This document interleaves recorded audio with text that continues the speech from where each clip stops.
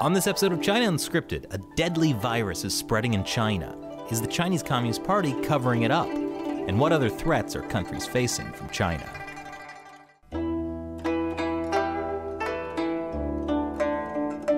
Hi, welcome to China Unscripted. I'm Chris Chappell. I'm Shelley John. And I'm Matt Ganesta. Sorry.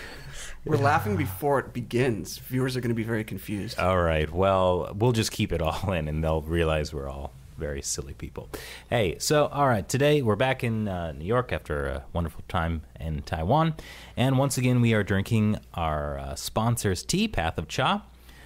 Today we are drinking monkey-picked Iron Goddess Tie Guanyin Oolong tea. It's called monkey-picked because, according to legend, it was grown on steep cliffs that were, well, too steep for people to reach, and so they enlisted the friendly monkeys to pick it for them. Did they pay the monkeys? I hope not. 'Cause then it's enslavement, Chris. Can you enslave other species? Talk to PETA. Yeah, that's what they say about cows, am I right? Okay, you guys have already tried some. Let me try a sip. Here's the ASMR moment. That's not yeah. really ASMR. Nobody wants to hear like this. I can really taste the monkey. We're trying. You know I eat exotic animal meat. Like bats and civet cats. This is foreshadowing our interview. Oh my gosh. Coronavirus. Now I'm thinking about the video of the woman drinking bat soup and I can't. Because it was like a soup, clear soup. There was a video passed around WeChat of a woman like showing off her bat soup in China. Uh-huh. And it's not just like a soup that they're like, there's bat in this. It was like a clear broth and there's a bat sitting. It's like in it. its wings are outside, like, and it's like it's dead, but it's like leering at you. Yeah. It's horrifying. Well, you know, they say you are what you eat, and clearly she was batty. Apparently, it's supposed to, people think it helps with bronchitis and warming the body in the winter. Funny, because the coronavirus gives pneumonia. Yeah. But that could give you a fever, and then it'll keep you warm. Yeah. Hey, this is nice tea, Yes. by the way. It has no bats were involved in the making. It also bat. it also contains no monkey. True. And I gotta say, in Taiwan, I went to like this tea shop that was around since 1843 or something, and I got some Dongding tea there. And I've had Dongding tea from Path of Cha, and I gotta say, I preferred Path of Cha's tea. Like, that's an honest opinion. That's not just because they're our sponsor. But so if you want to try some Path of Cha tea and help out China Unscripted, visit go.pathofcha.com/unscripted and enjoy some tea. And now joining us today is Dr. June Teufel Dreyer, a professor of political science at the University of Miami and a specialist on China, U.S. defense policy, and international relations. Thanks for joining us. Pleasure to be here. All right. So the only China news anyone seems concerned about this week is the deadly new coronavirus that is spreading around the world. Do you think the Chinese regime tried to cover it up? I do think that at least certain levels of Chinese government tried to cover it up. The Spring Festival is coming up. It's this weekend, in fact. And the city of Wuhan had great hopes for drawing in a lot of tourists. And Just real quick, I want to clarify for people, Spring New Year, the Spring Festival is New Year. what's called the Lunar New Year in other places. And it begins officially January 25th. Well, on the New Year's Eve is the 24th, which is technically like when it begins. Okay. Yeah.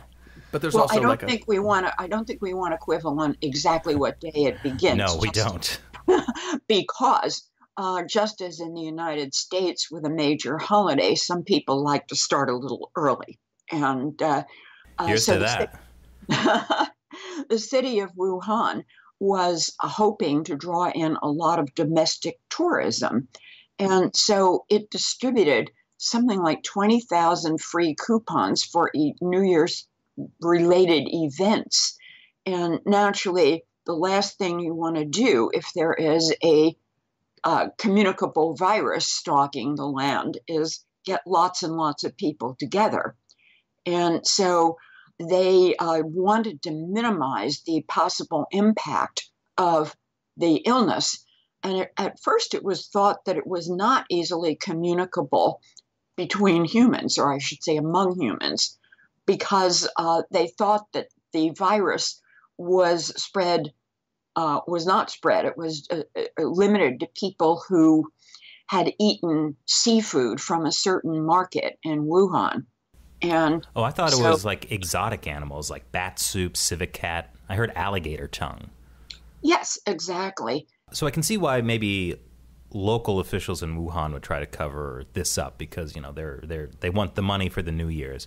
But surely once it reached a certain point, like, would there be any motivation to still try and cover it up outside of Wuhan or at like higher levels? I don't think higher levels want to cover this up. Or one could say, I suppose, that they're just trying to shift the blame onto lower levels. But I don't really see what their incentive would have been in this case, put it that way. Do we see any patterns with this as we did with SARS? I think you can see that they are much more wary of the international consequences than they were when they tried to keep a cone of silence around SARS. But it's still far from perfect. And hopefully you will see a greater sense of improvement after this.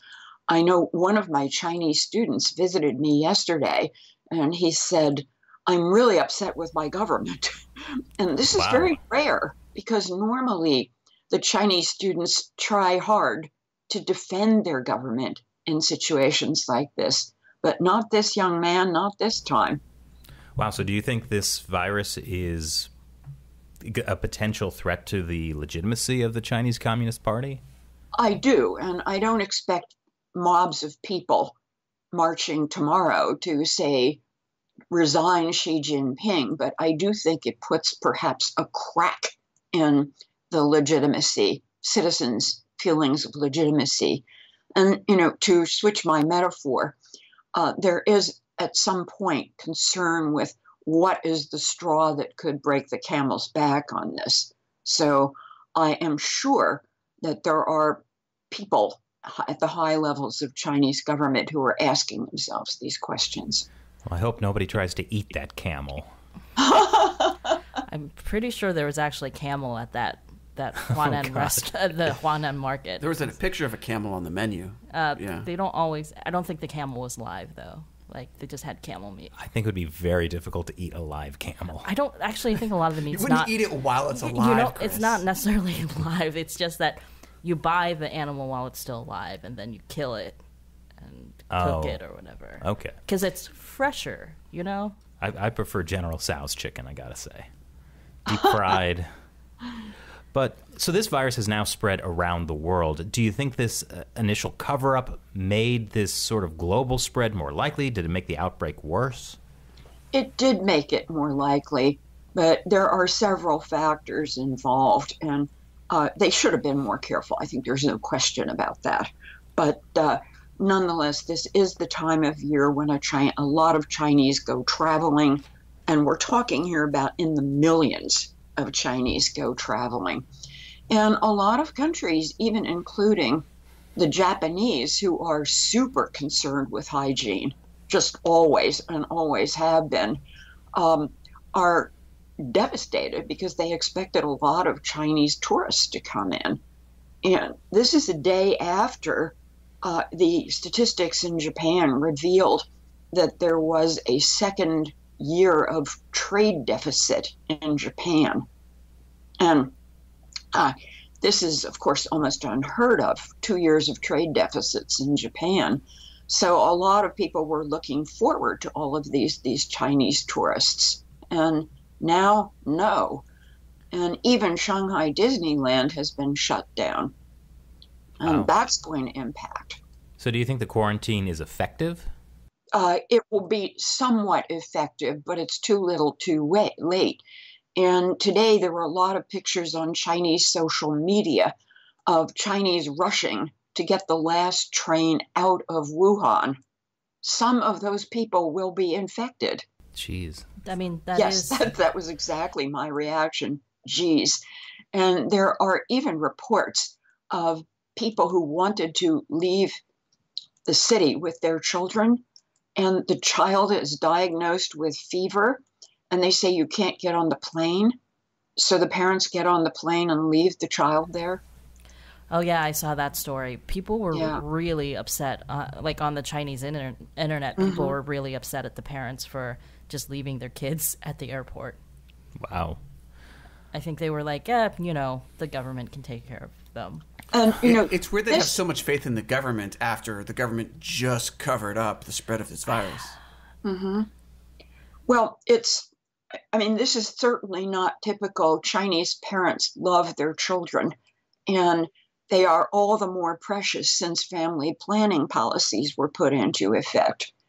They're your insurance that someone will be around to support you in old age, as well as genuinely loved children. So this could not have been an easy decision for these parents to make. Well, so you talked a bit about how people in China might be viewing this outbreak and how it affects their view of the government. How do you think the spread of this virus is affecting the international view of China and the Chinese Communist Party? I think it is definitely hurting the international view of China. And there are some people who will defend China no matter what, but I think the average person is finding this pretty appalling. Is it something that Xi Jinping will have to own?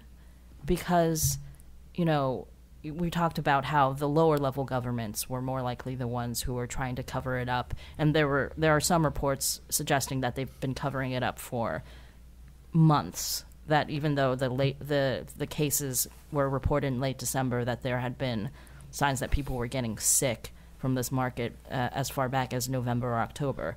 So there's culpability at the local level. But now that Xi Jinping has come out and said, we must resolutely curb the outbreak, is that enough to make it so that they can contain the blame there? He certainly does appear to be trying to contain the responsibility of the government, but I don't know how much that is going to be believed.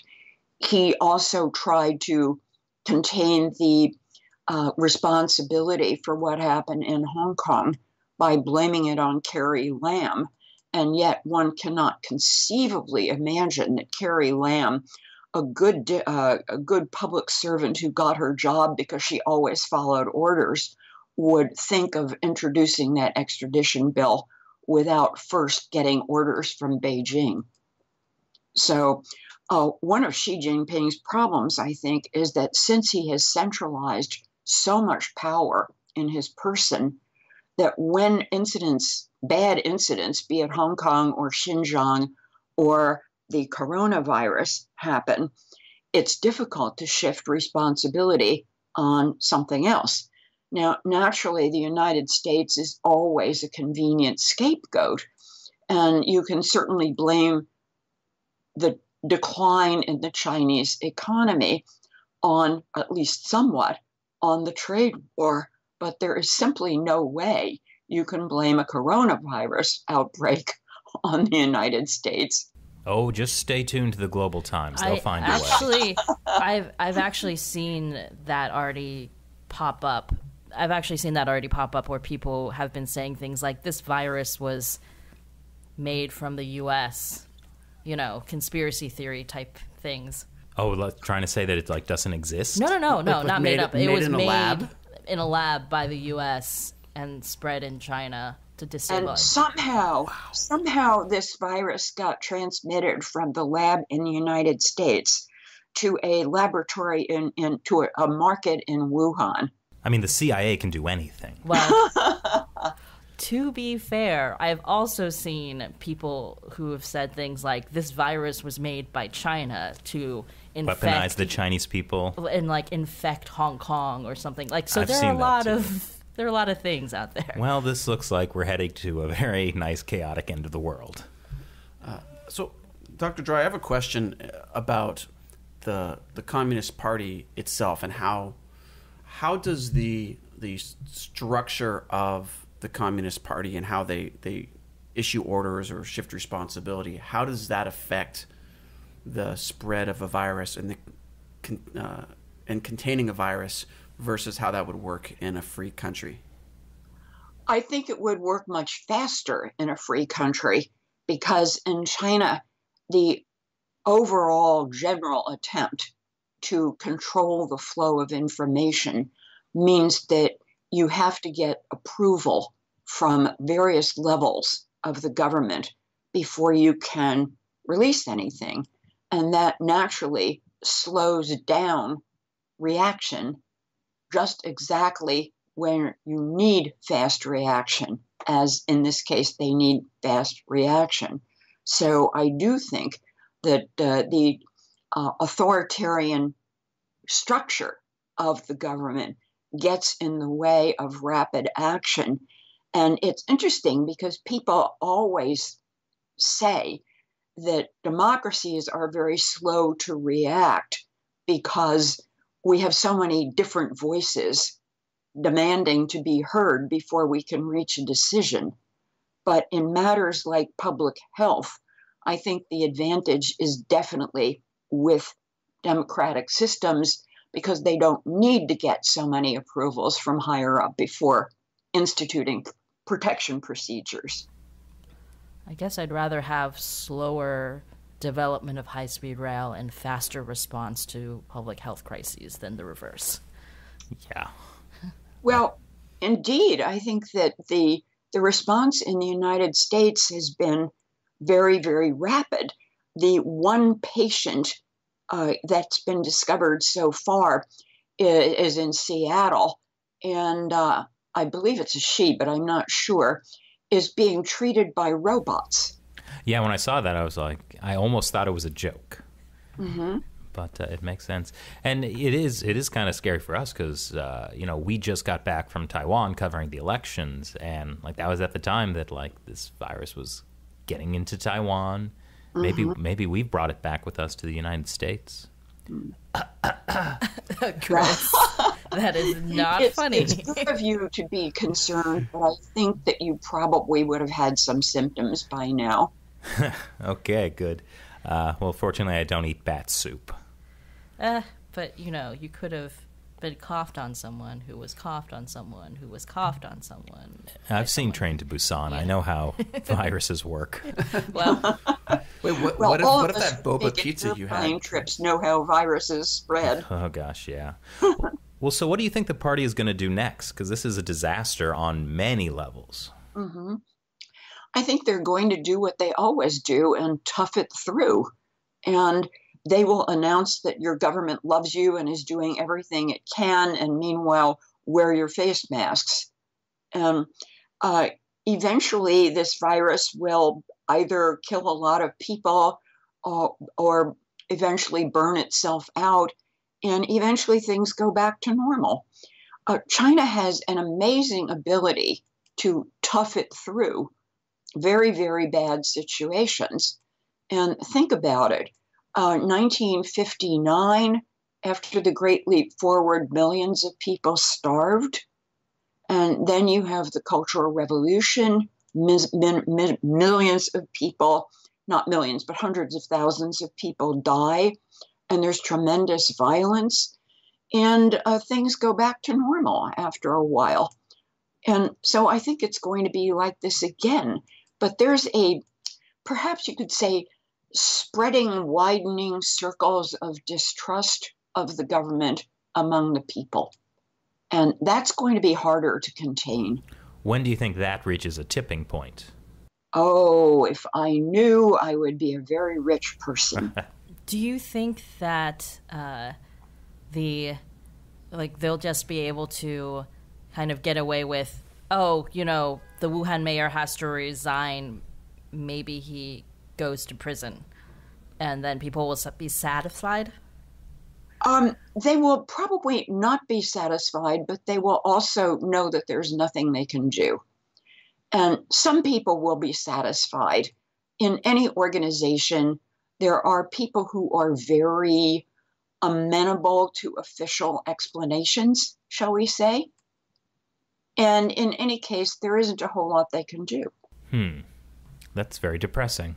It is depressing, but it's kind of a fact of human nature, whether it's in China or somewhere else. So you are an expert. Let's move away from the coronavirus for a little bit. So you are an expert about sort of like the structure of the Chinese Communist Party. And, I think a lot of people are confused by this weird overlap between what is the Chinese government and the Chinese Communist Party. So where does the Chinese government end and the Communist Party begin? The overlap is significant but not complete. And the theory behind this is that the party decides broad directions to move in, and then the government will be in charge of implementing them. Now, that doesn't work perfectly, and in most instances, you find that the party does get involved in implementation of policy or will be very critical of people who are not party members who fail to implement it in the proper way. But at the top levels of the party, there are also the top government officials. Lower down, not so much. And the party wants to make sure it's in total control. And one of the ways you ensure total control is to make sure that the party is closely supervising what needs to be done, which accounts for the overlap, which is almost complete at the top. And at the very top, of course, it is totally complete because Xi Jinping is head of the party, he is head of the government, and he is head of the military. How does the Communist Party sort of reach its tentacles down into not just the government, but all levels of society? There are party cells in almost all levels of society. And for a while, these fell out of, I don't know what the right word is here, fell out of extreme favor. And, are these really necessary kind of thing? And the end result seems to be that, no, we made a mistake, and we're now going to put party cells in factories, even in private industry, and so we can make sure our control is complete. So there was a brief experiment of loosening control at the lowest levels and having private firms be party-free, so to speak, to make their own decisions. When was this? When?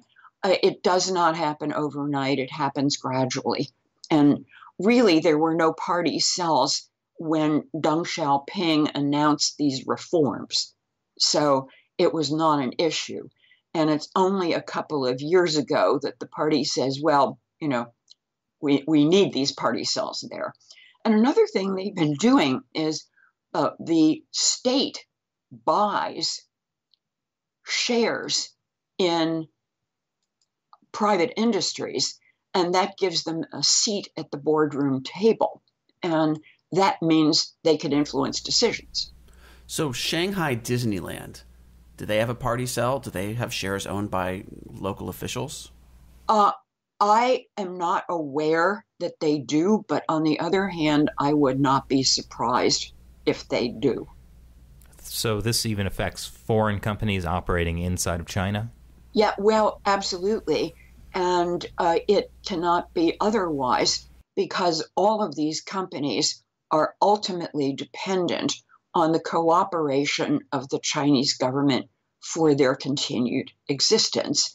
And no matter what you have in your contract, there is going to be a way to void it under certain circumstances. Now, suppose you think you have an ironclad agreement and some inspector comes along and says, we found mold and rot in your food. There may not be any mold or rot in your food, but you can't prove it to their satisfaction. Do you see what I mean? It could be kind of like the police, which allegedly happens in the United States, the police planting drugs on a suspect and saying, aha, we've got you. So they can do similar kinds of things. And everybody understands that the long arm of the Chinese state or party can get you some way or other, and treads very cautiously. So these party cells have effectively infected all levels of society. They have. This Yes. sounds like the real virus in China people should be worried about. That's an interesting way of looking at it. Yes, indeed. I hadn't thought of that. Ah, well, feel free to use it. I will footnote you accordingly. Thank you. I appreciate it. Well, so you kind of touched on this earlier, but, there are people who say that the Chinese system is better than the United States, that, this top-down government control is better than democracy, allows for longer vision, more ambitious public works, a more flexible economy. What do you think? This is a question that political scientists debate ad nauseum. And I would just say, to be fair, that there are certain advantages to a highly authoritarian system, in that you don't have the cacophony of different voices opining different opinions and saying, well, somebody says we should do that, and someone else says, absolutely, that's a stupid idea, let's do this kind of thing. But it also has disadvantages in that the one voice you hear in the authoritarian system can be totally convinced of the very wrong cause of action.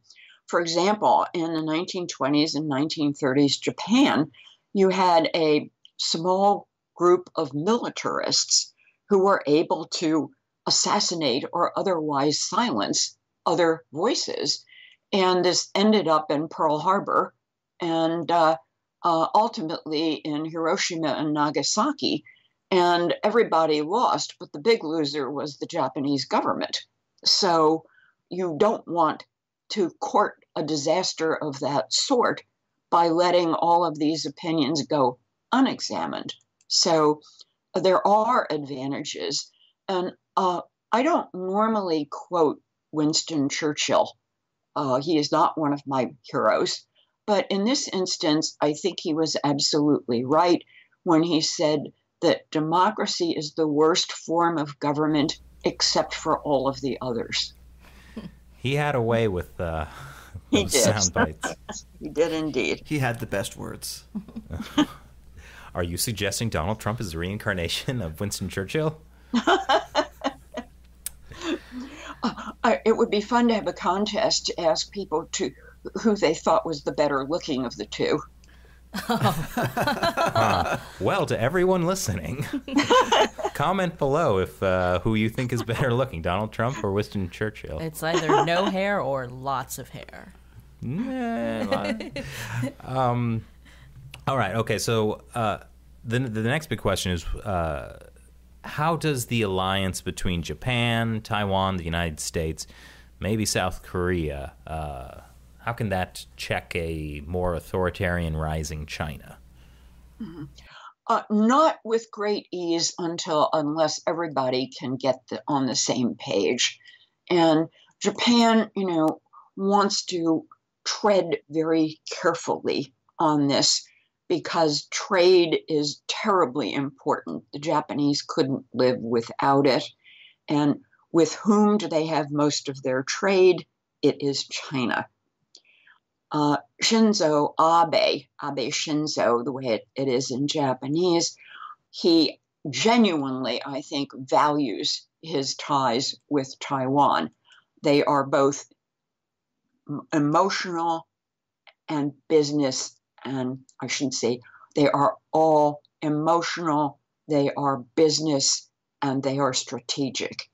If Taiwan were to fall into Chinese hands, the territorial waters of Japan would be right smack against Chinese territorial waters. This is scary. And he wants a good relationship with Taiwan. He would like a good relationship with China. You can't have both. And this is my personal opinion. Some people will feel otherwise. You cannot have a halfway position here. Why not? Because China won't allow it. I have a solution. Maybe Japan can just retake the island of Taiwan. The Chinese government has been suspecting Japan of wanting to do so for a very, very long period of time. That's why they're building Gundams. And I know a lot of Taiwanese who would be very, very happy to be retaken over by Japan. But I don't think the Japanese government has that in its sights. It would be more trouble than it's worth. There was a news story the other day that Shinzo Abe had said Taiwan 3 times when he was making his speech to the Japanese Diet, and that's the first time it had happened in 14 years. Whoa. Indeed. Well, I think that what Abe is doing is when China does it, we call it salami slicing, and he is trying to slice the salami here. He is not coming out and saying, we recognize Taiwan as an ally or we recognize Taiwan as an independent state. But he hints in various ways that this might actually be true. Well, so what can the United States do to strengthen these alliances versus having them be pulled away by China? I think we are doing what we can, and if you want to make this shift focus slightly to Taiwan here, sure. I imagine that we are trying very, very hard to persuade these South Pacific states that they should not succumb to Beijing's promises to de-recognize the Republic of China on Taiwan in favor of recognizing the People's Republic of China.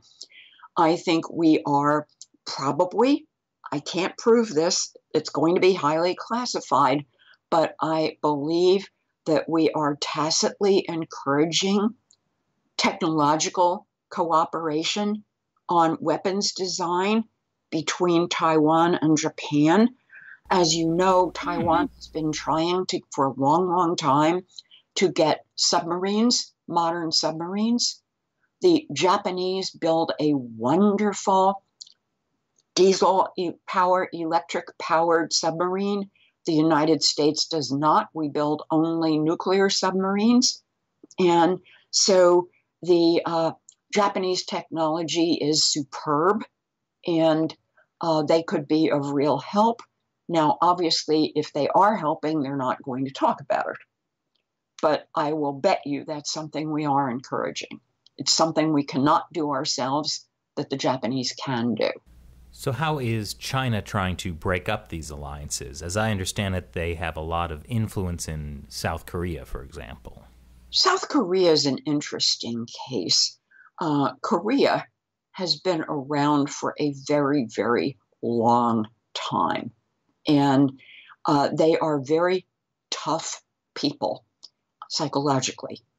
They're also pretty tough militarily. But the reason they have been around for a long time is they have a very strong sense of who they are. And I often hear Koreans refer to themselves as the nut in between the cracker of China on one side and Japan on the other. So they will never allow themselves to be too thoroughly under the wing, if you please, of one side or the other. So you can expect them to shift positions when it's expedient, but never to go over to one side and the other. And unfortunately for the Japanese, the Korean government has kept alive a visceral hatred of Japan. And that makes cooperation very, very difficult. I've heard China's actually helping with that. Yes, they do indeed. There was a Korean patriot must have been in the early, I don't know, perhaps 1917 or so, who assassinated a Japanese minister in a Chinese railway station. And the Chinese government built a museum on that spot. And the museum is to this wonderful patriot who assassinated the Japanese minister. And they regularly run tour groups through it, and they have exhibits, and the whole idea is to keep alive the idea of how the Koreans hate the Japanese. So that's the situation with South Korea. What is the Chinese Communist Party doing in Japan and Taiwan to sort of break apart any potential U.S., Japan, Taiwan relationship? Well, again, we're talking about Xinhua and Global Times here, and they regularly have articles saying that Abe is the lackey of the Americans, and he has no mind of his own, and Japan should break away and become autonomous. And in order to do that, Japan will have to squarely face history.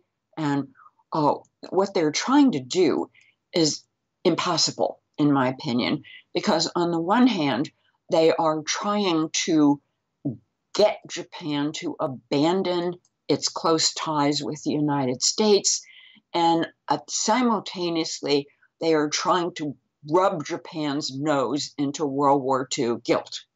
Now, if we think about it, there are very, very few people alive in Japan today who can even remember living under the pre-war Japanese government. And those who can remember are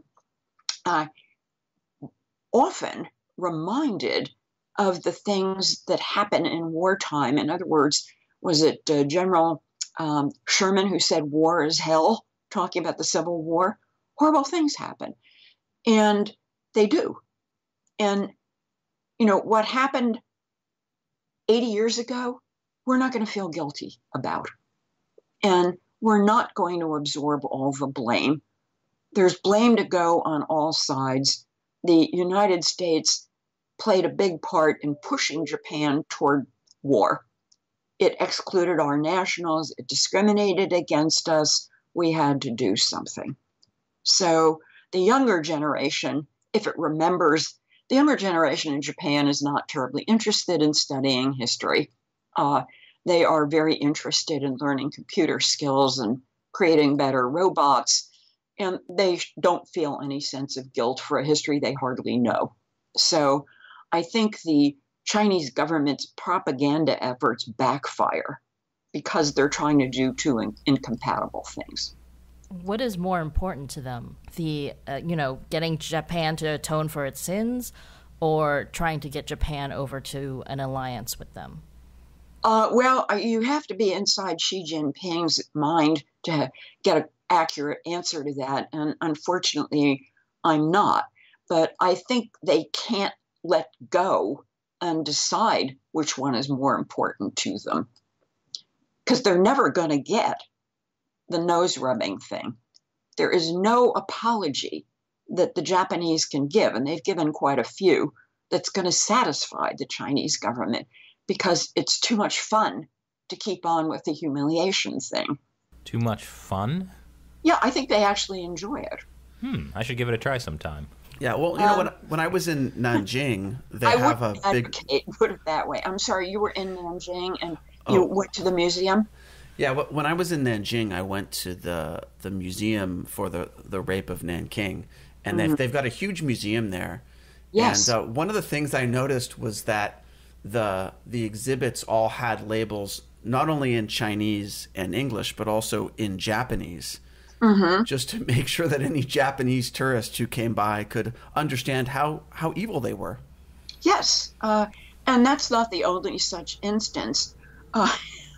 There is in a men's room in Tianjin, there is the urinals are Japanese soldiers. What? Yes. Wait. I have a photograph of it. Obviously, I didn't take it myself, but I trust the person who did. Oh, please send that, because I don't really understand how that would work anatomically. Oh, well, the mouths of the Oh, God. I got there first. Yeah. Wow. Yeah, wow. Where does a podcast go after that? Sorry about that. What about the financial situation? If I could make a suggestion. Please. There have been a number of studies recently that talk about unsustainable levels of debt piling up in Chinese banks and also on the part of Chinese local governments. And the Chinese government certainly doesn't want a run on banks where people say, uh-oh, I think the bank is shaky. I'm going to get my currency out as fast as possible. So it has been propping these banks up with infusions of capital. And Chinese economists have said, stop this. You can't keep this up. The bubble is going to burst. And the longer you wait, the worse the pop of the bubble is going to be. And we used to think that, okay, well, what Xi Jinping is doing is kicking the can down the road. In other words, after he leaves office, then the problems will occur and there'll be somebody else's problems.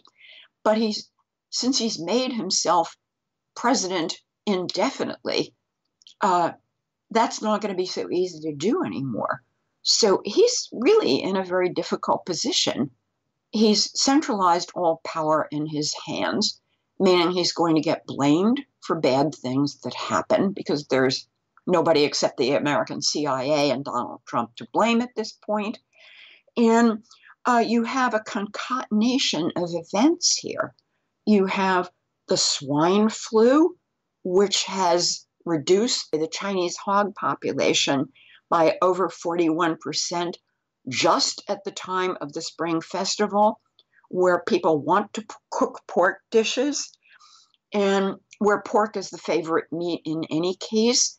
And then you have the coronavirus and you have the financial crisis and you have the international embarrassment of the concentration camps in Xinjiang, and you have a lot of extremely unhappy people in Hong Kong. So things look very bad for him at this point. I mean, what's a poor dictator to do? I know the answer to that. They flee to the French Riviera. I feel like... Well, when I was a child, there were all of these dictators who kept getting overthrown, King Farouk of Egypt and the leader of Cambodia and various places like that. And they all seemed to repair to the French Riviera with the money they had stolen. And since I was just a little kid and my parents were not, neither of my parents got through high school, it was left to my imagination. And I used to imagine that there was probably a street in the French Riviera and it had mansions. This one was King Farouk's and this one was the Cambodian leader and so on. And they probably all played cards together because they had nothing else to do. And so maybe Xi Jinping could find one of those places, and he probably has a big bank account in the Cayman Islands, and he could live happily ever after. I'm glad to hear it works out for the dictators in the end. Oh, only in my fantasy. And remember, I was only 5 when I thought this up. That was your 5-year-old fantasy. Well, not exactly. I mean, I did not aspire to it, put it that way. But at least that's what I figured they were doing. All right. Well, you mentioned how China is watching, is being affected by the Trump administration. What do you think the upcoming U.S. presidential election, how is that changing the party's planning? I have read on good advice that the majority of the Chinese leadership thinks that Donald J. Trump will be reelected. So I think they envision 4 more years of the same. So they're pro-Trump?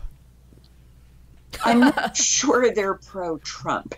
I just hope they're not trying to meddle in the election one way or the other. And it's really difficult to say what their opinion is going to be once the existing Democratic field is narrowed down to one candidate, and how they assess that candidate. It could be that that's somebody they feel they could more easily manipulate than Donald Trump. I mean, is there any candidate in the race who, say, a billionaire who happens to have a lot of money and assets invested in China that they could easily manipulate? Are you talking about somebody whose last name is Bloomberg, perhaps? Possibly. This is too vague. I can't figure out who you're talking about. I'm sorry. I should have given you only his initials and made the game more fun. But Bloomberg is certainly on record as saying he doesn't think of China as an enemy. Now, one should never trust any politician at any time to tell you what he truly or she truly thinks. So I'm not sure what Bloomberg thinks of China, but it scared me when he said that because it sounded far too accommodative. And we also know, and this is not a feather in Bloomberg's cap at all, that when his own reporters of Bloomberg discovered evidence of huge fortunes being amassed by Chinese leaders, he killed the story. And when the reporters protested, they got fired. Yeah, I was actually at a Bloomberg press conference, and I asked him directly about this question. What did he say? Oh, when you ask someone a yes or no question and they take 2 minutes to answer, yep, you know they're hiding something. Yep. He first accused me personally of making up facts. And then he completely denied that he had anything to do with Bloomberg Media.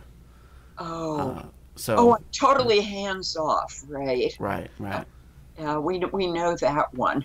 Well, that's interesting because Bloomberg will certainly have to do quite a bit more to prove to me that he is not going to be pro-China because of his investments in China. And he's got quite a lot of them. So that worries me.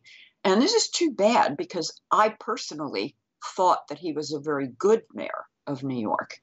I have a question about the presidential election. Do you think that this is like a very important election in terms of U.S.-China policy, or has the general kind of, U.S. government opinion of China, just like it has happened in other countries in the world, like Australia, has shifted towards being more wary of the Chinese government? So even is it important? In other words, is there a bipartisan consensus? Yes. Yeah. I think that there has definitely been a shift toward a bipartisan consensus. But then a lot depends on who wins the election. In other words, who wins the Democratic nomination. Because if it's Bloomberg, I would imagine that the administration's policy is going to be much more pro-China. That's unfortunate. Mm-hmm. Okay, I guess one last question.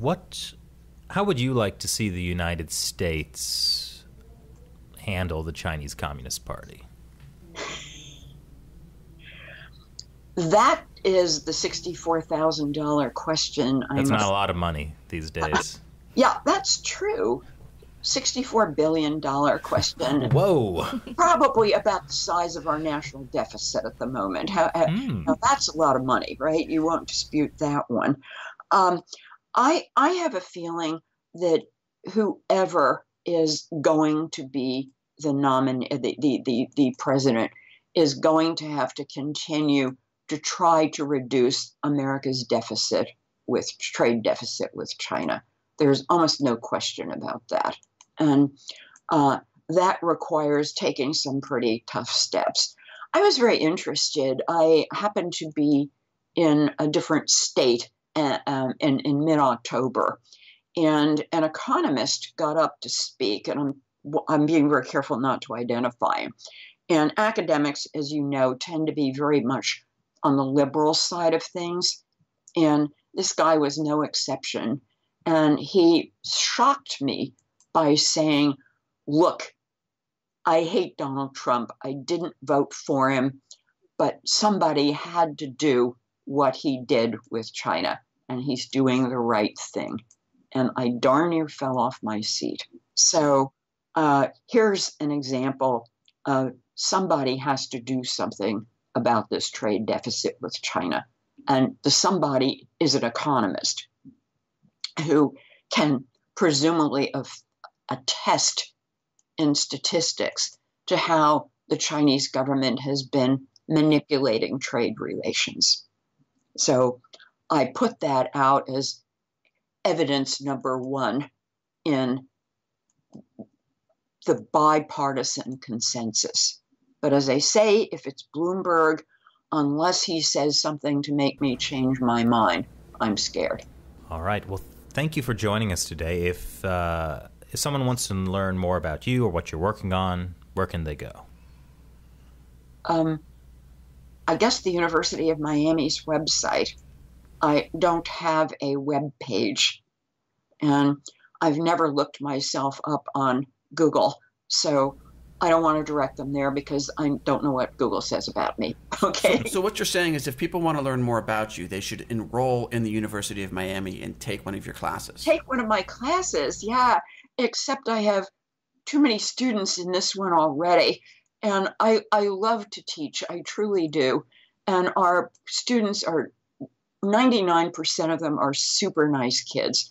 But the one thing I really dislike is grading papers and exams. So I would just as soon not have more students in my classes, and I hope you understand why. Maybe they could audit the class, and then they don't need to take the exam. Absolutely. Or if the university finds some way to grade papers that doesn't involve me, I would encourage them. Robots. You could also encourage people to buy your books. Well, that's a good idea. I do publish it's now in its 10th edition, a book called China's Political System, Modernization and Tradition. And also I have written a book called Middle Kingdom, An Empire of the Rising Sun, which is published by Oxford University Press. As you can probably tell from the title, it's on Sino-Japanese relations. And it actually won a prize from a think tank associated with the Japanese government. So they liked it. Anyway, a great pleasure to talk with you. And China is my favorite thing to talk about. So I enjoy this as well. And I hope some of your listeners have also. Yeah, it was an absolute blast to have you on. Okay. Take care. Bye-bye. Well, that was a lot of fun, guys. I have all these new ideas about Japanese, Chinese, Taiwanese, South Korean relations. I'm just blown away by the toilet. That's what you remembered out of everything? I mean, come on. Okay. There's a deadly megavirus spreading in China, and that's the thing you take away. Okay, let's not call it a deadly megavirus. Deadly super duper world killer.